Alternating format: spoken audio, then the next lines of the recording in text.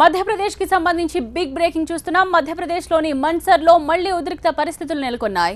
Police కాల్పుల్లో చనిపోయిన 5గురు రైతుల కుటుంబాలను పరామర్శించడానికి వచ్చారు పటేల్ రిజర్వేషన్ పోరాట సమితి నేత హార్దిక్ పటేల్. పోలీసులు ఆయన్ను నేమూచ్లో అడ్డుకున్నారు.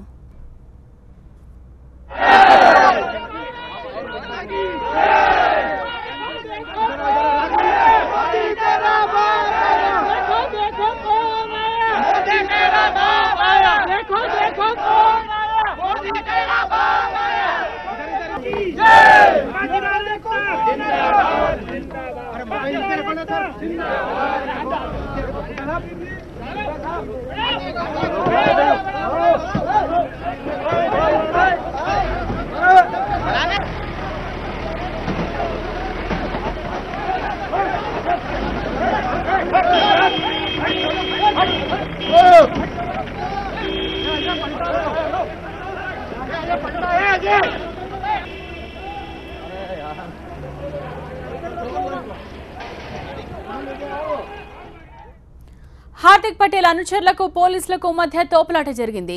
పోలీసులు హార్దిక్ ను అదుపులోకి తీసుకున్నారు. నిషేధాజ్ఞలు అమల్లో ఉండటంతో పోలీసులు నేతలను అక్కడికి అనుమతించడం లేదు.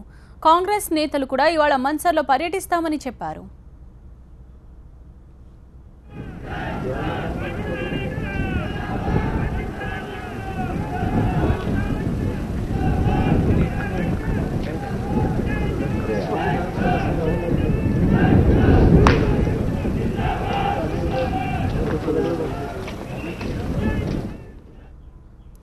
పోలీసుల తీరుపై మండిపడ్డారు హార్దిక్ పటేల్.